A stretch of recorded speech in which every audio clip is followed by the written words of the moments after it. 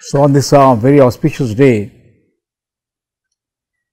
of Gudi Padwa, it has been our tradition to celebrate this day really. This tradition began way back in 1988, I think when CDAC was founded. 25 years have bygone now, and we are celebrating the silver jubilee year of CDAC, and I was invited, in fact, I am invited on this day to CDAC. And then the chain of institutions we are founding. And multiversity really emerged at the beginning of this idea emerged at the beginning of the new century. The idea of multiversity really came in the form that by an observation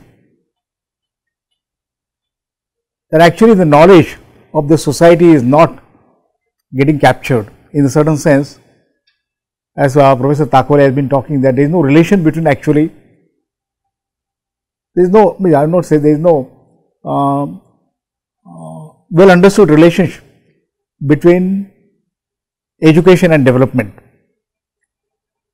This I had corroborated recently. I visited recently, I just came from Nagpur, and there has been drought in Maharashtra, and there has been drought in different parts of India, and there is a great challenge now, as we have seen that when there is no rains, there is no water, no technology can help us really. This is like, this is a great crisis. We have been predicting this crisis. There will be in the 21st century or the coming years, there will be crises of different kinds. And one of the crises which is felt is the water crisis.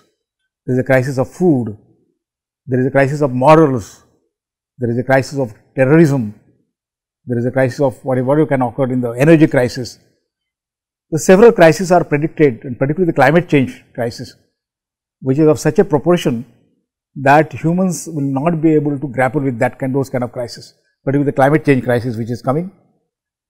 So, when we were traveling, that what is the travel saying in Vidarbha region, because I just I went to a village and looked at the situation there.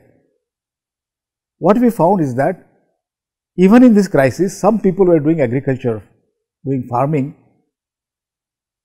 and discovering solutions, and they have solutions which were not found in the research stations of agriculture universities or the extension centers of agriculture universities. There is an agriculture university in Maharashtra called Punjab Krishi Vidyapit, PKV, and there are many agriculture universities in Maharashtra, 6 agriculture universities are there, and many universities.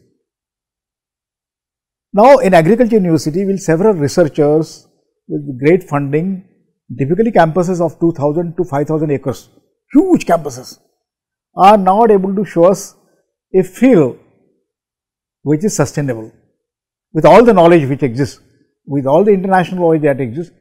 But just go a little far from the university, there are farmers, some of them illiterate, some of them literate, who are still taking yields from the farms in right now is the onset of this summer now, and they are green. How this has been accomplished? And I showed it to my friends. See, we are not able to show a single farm which is working farm. Where is the knowledge now?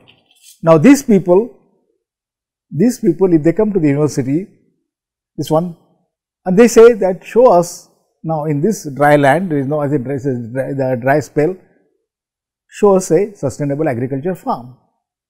So, this knowledge exists somewhere outside, isn't it? The knowledge exists somewhere outside, and how it is doing, how it is being done. And we found experts, we found some people who are the gurus like that, and one of the gurus I met was on Parekar,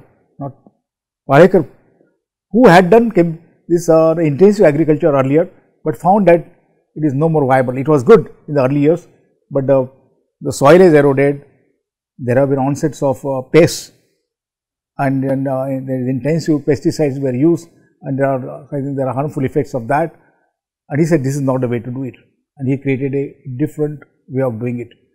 Then he visited the traditional knowledge,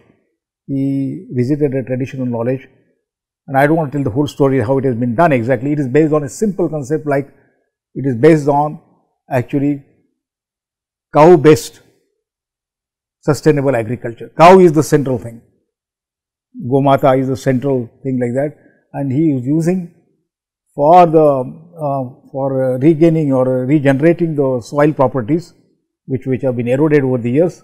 Gomutra. Gomutra, cow dung. Then putting certain ingredients, food ingredients in this thing, what is called is the Amrut, Jivamruta, Jiva Amruta, and that is to be sprinkled in the farms, and that creates this once again recreates the microorganisms which generates the original properties of the soil.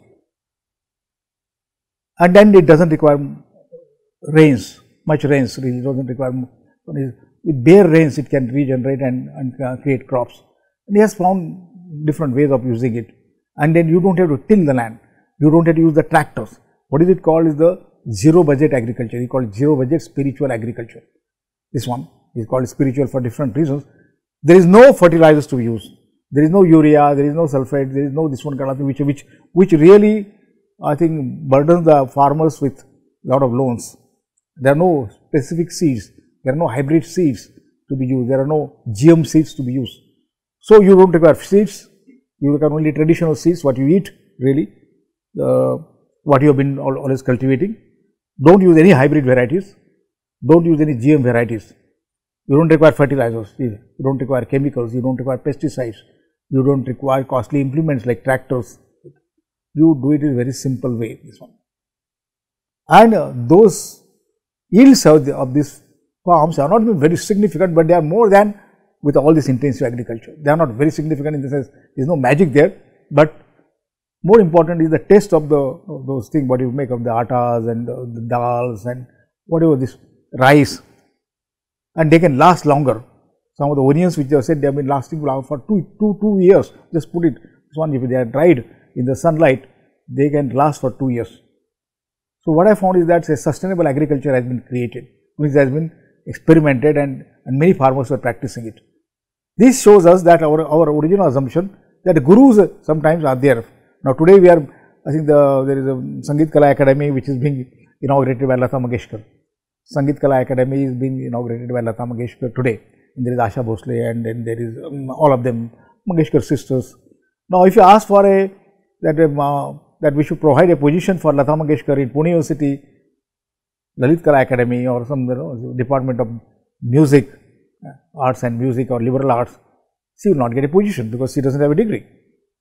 She really does not have a degree. Lata Mangeshkar cannot apply to a university and can become an emeritus professor or a esteemed professor of a university.